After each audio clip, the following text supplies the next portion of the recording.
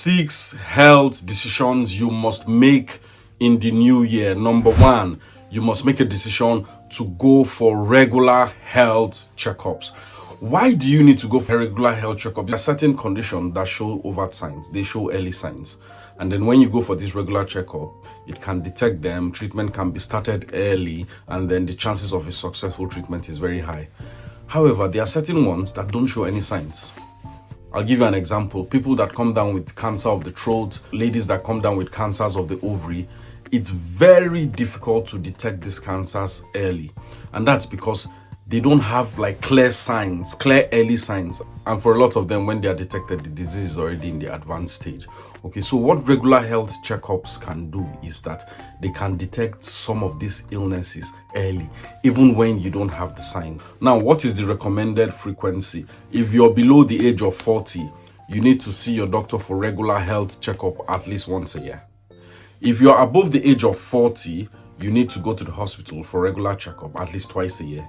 Now, if you have an illness that you're already treating, that you're already seeing your doctors for, then you need to go to the hospital as already recommended. The second health decision you must make in the new year is to have good sleep. Yes. Unfortunately, the narrative that has been given is who sleep no go shop, no sleep for lazy man and all that. Yes, it's important to be hardworking, but you need to understand that every human, based on how old you are, have a recommended time frame for sleep that you should have in a day. I explained this in details with all the numbers corresponding with the ages in one of the videos in my YouTube channel. Okay, now what sleep does is that sleep gives the vital organs in your body, so your brain, your heart, some organs that produce hormones in your body, they can have some rest and then prepare for proper work when you become more active. This is very important. If they just keep working, this can lead to wear and tear. Sleep improves your immunity, so sleep improves your ability to fight infections and illnesses. Sleep helps you to make sharper and smarter decisions. So sleep is quite important. Check out that video to see your own recommended hours of sleep based on how old you are.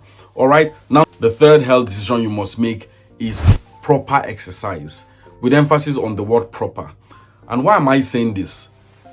Unfortunately, people, because they engage in stressful work, they work 12 hours a day, work in 3 different places, they go here, work, they're all moving, they come home tired, knackered, they feel they've engaged in enough physical activity. There's a clear difference between stress and exercise. How? Now, when you engage in stressful activity, your body releases a chemical. When you engage in exercise, your body also releases a chemical. The body knows which is which and knows the chemical to release when you're engaging in either of these. So just like when you turn on your phones to airplane mode or something, when you're engaging in stress, the body turns itself to a fight or flight mode and releasing this chemical. So what happens to you? Your heart starts beating very fast. Your blood pressure rises. That chemical is called cortisol. This is how the body responds to stress. Now, on the contrary, when you engage in exercise, the body releases a chemical called happy chemical. It's called endorphins. What do endorphins do to the body? Endorphins give you a state of euphoria.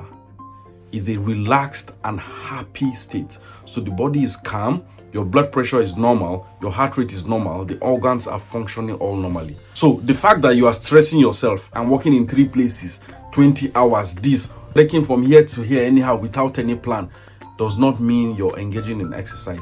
Exercise is an intentional, planned physical activity that helps you to relax, making your body to release a happy chemical. Now, how can you exercise? Well, you can engage in brisk walking, you can register in a gym if you have the ability to. You can also skip. Now, the point in exercise is that it has to be planned, it has to be structured, it has to be consistent. Okay? The recommended is 15 to 30 minutes every day, at least 5 days in a week. If you don't drive, when you go to work, if you use public transport, instead of stopping at the junction of your house, stop 1 or 2 junctions before your house. Remember, you go to work very often. So if you do that, you can walk the remaining distance to your house, and then that can help you. That is an example of an exercise routine. What is the 4th decision you must make? Is healthy diet. What does a healthy diet entail? The aim of a healthy diet is not in overeating, is not in deprivation. Aim is in moderation. So when you eat, you don't have to get very full to say, okay, you are okay. So if you're the type that eats to get satisfied up to the point that you cannot even breathe well again, then you're doing it wrongly. And if you're the type that stays long hours without eating, you're depriving yourself, then you're also doing this wrongly. Okay? So you eat little meals more frequently instead of eating so much less frequently. So instead of waking up in the morning and you don't have any breakfast till 11, and by 11 they are bringing a plate of rice with beans, with egg, moi moi, goat meat, fish, everything, and then you just take it down, and then you don't eat anything again till, let's say, 6, 7, and then by 6, 7 is 5 wraps of fufu with assorted, and it can result in what we call dumping syndrome. So you are dumping the food, and dumping syndrome is something the body doesn't like. Okay, so it's better for you to eat less meals more frequently. So you wake up by 7, 7:30, 8, you're having a breakfast. You can have a cup of tea with a slice of bread. By, let's say, 12, you just take like one fruit. You can just take one fruit. You can take an apple or just a snack. Okay, by 2, you're having your lunch. Somewhere around 4, 5, you can decide to have another fruit again, and then you have your dinner later 7 p.m. So that's an example of proper healthy eating habit. This is the Japanese formula, is what they recommend, and that's why those guys live very long, I tell you. Okay, now what's the 5th health decision you must take? You must decide that when you wake up in the morning, the first thing you will do is to take water. Why do we advocate this? Remember that when you sleep, you're not taking anything all this while.